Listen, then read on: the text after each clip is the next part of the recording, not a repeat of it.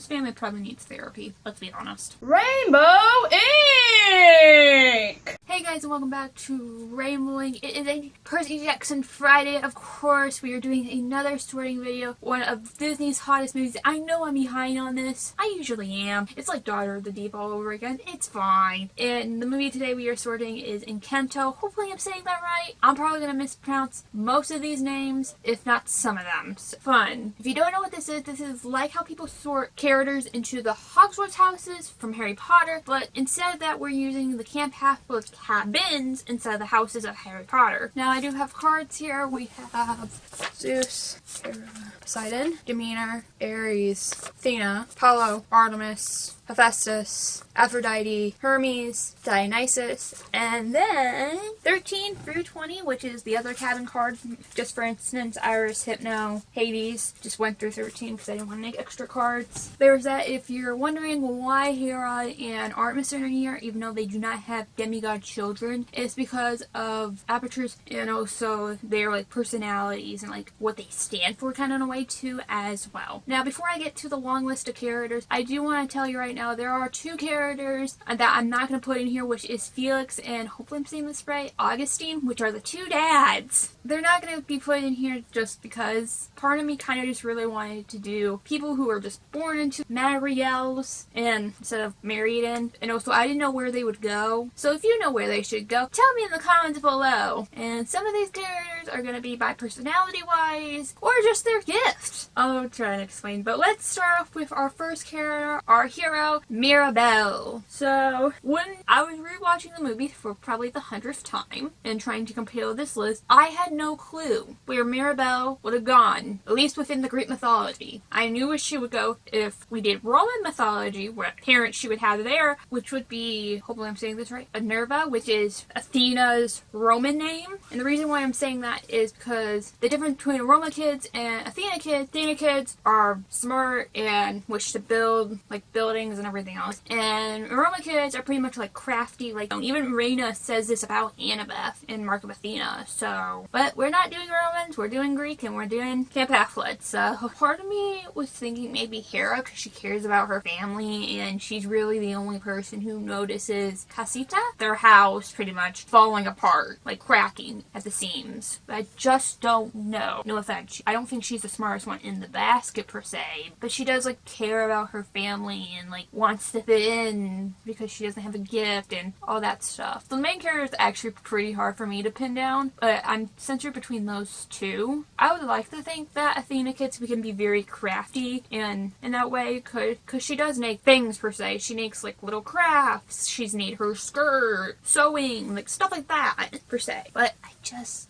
don't know. Because there's one character which we'll get to, it's definitely Hera. I just don't know. I would like to put her in Athena, but I know that's completely wrong. Like I said, I don't know. Literally the first character, our main character, I have no clue whatsoever. I think I'm gonna do this, and it's gonna get weird later on with the other character, but this would make sense because she does care about her family and all that, and wants to like help and save their house, because I think even that Mikasa, hopefully I'm saying that right, I'm probably going to say that multiple times different ways, I apologize, is literally considered a main character within Disney. And they literally consider the house a family member. So I think I am going to go with Hera. The reasoning with Hera is because she is the goddess of family and marriage. And Hera, for the most part, well, when it comes to probably Ares, she loves her family. So yeah, Hera. Okay, next up is Antonio. Hopefully I'm saying that right. This is one of them that I'm not going to go off their gift because he can literally speak to animals,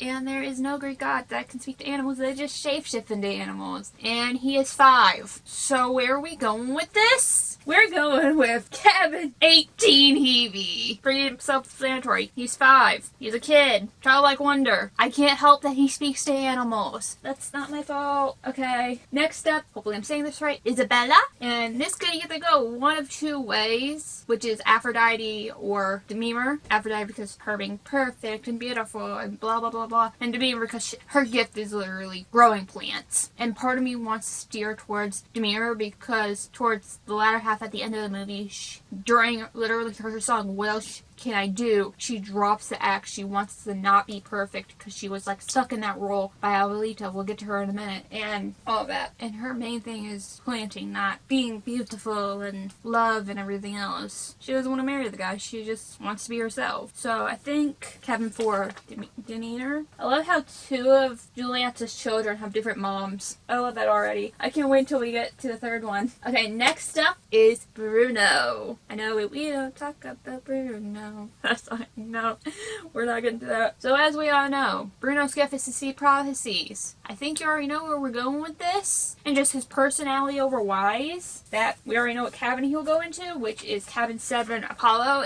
It's very easily, you can tell just by his personality. Him just being a complete and utter goofball and being other characters in his mind. Like Anando and like Vegas and everything else. And putting a bucket over his head.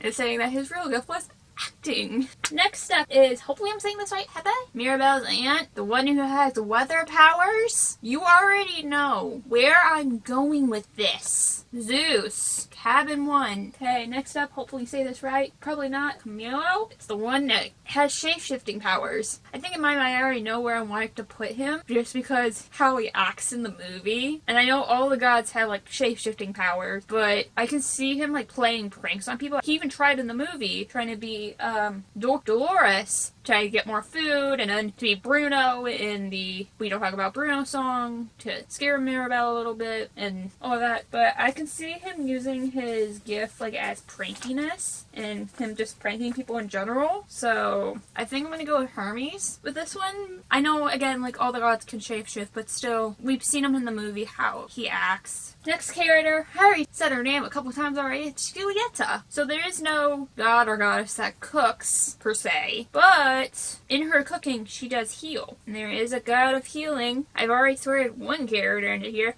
Why not 2? That being Cabin 7, Apollo. 2 out of 3 triplets are in Apollo. If you notice, they all have different dads. Oh my god, what is wrong with me? Her main thing is cooking and healing people in her food. Even though that's not the full-on way that Apollo does it with healing, it still qualifies as healing. It's just a different type of healing, and I cannot help that. Okay, next up, this was the character I talked about a little bit earlier, that being Abuelita. In other words, her real name is Alma. She's not our quote-unquote villain, because Encanto doesn't have really a villain. She's just like a very stern grandma, pretty much, and just like wants everything to kind of be perfect, and like she loves her family, don't get me wrong, she loves her family. It's just she kind of wants everything to be perfect and like show everyone that nothing's wrong, and also has major trauma, so that's fun, and like passing it on to her kids and grandkids. Yay! But like I said, don't get me wrong, she loves her family. It's just she went through heartache losing her husband and losing her home, and it's just she's lost quite a bit, so a lot of trauma. But she's like very stubborn and like tries to keep it all together. She's their leader of the pack. She's Abuelita. She's the oldest of all of them. Painting Mirabelle as the bad guy, probably not the best move, but this person likes to paint Zeus as the bad guy and likes to terrorize the women in his life. But this is kind of the same thing with Mirabelle. She cares about her family. She's got trauma. Hera's got trauma, especially how her and Zeus got together is very messed up story. Okay, we're winding down to our final 2 characters. The next one being Issa. My brain wants to say Lisa, but it's Issa. She does have super strength as her gift. I don't know if I'm going to probably go off that. Probably not. The big thing that I want to list off for this character is that she's like loyal to the town, her family. Like she, of course, like everyone has trauma. Like she thinks if she's not like helping, like doing something like moving the donkeys, or she's not like doing a task, she's pretty much useless. And that's a horrible mindset put in you and like everything else. This family probably needs therapy, let's be honest. Like I said, she's very loyal and like does what she's told, really, and like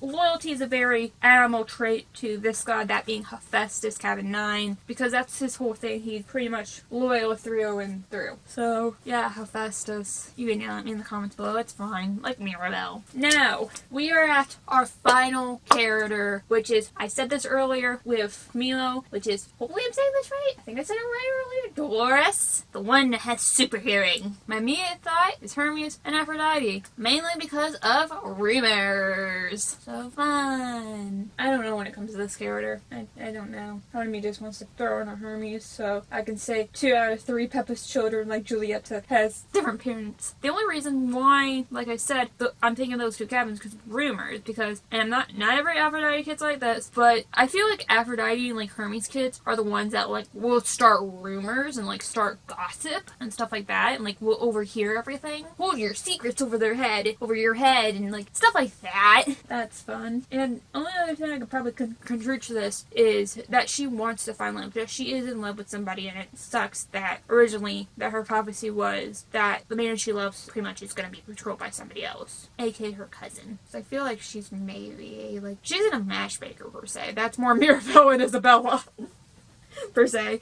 And yes, I'm pretty much stalling because I don't want to start this character because I'm very worried. I think I'm gonna do it. Yell at me later. Yell at me in the comments. Cabin 10, Aphrodite. I know. Yell at me in the comments. The only reason why I'm saying like this, and I know not every Aphrodite kids like this, is they're kind of sneaky in a way, and anyone can hear your secrets and like hold them over your, and even hold them over your head if they wanted to. It would be the Aphrodite kids, in my opinion. So there's that. Anyways, that was our last character. I hope you enjoyed. Any characters that I did not sort, where do you think they would go? Tell me in the comments below. Yell at me in the comments below for my poor choices in some of these characters, which is fine. Please make sure to like and subscribe and all that beautiful jazz. Last video right there, subscriber beneath me, and also playlists of other sorting videos are going to be right up there and in the link in the description below with a Percy Jackson playlist as well if you guys want to check that out.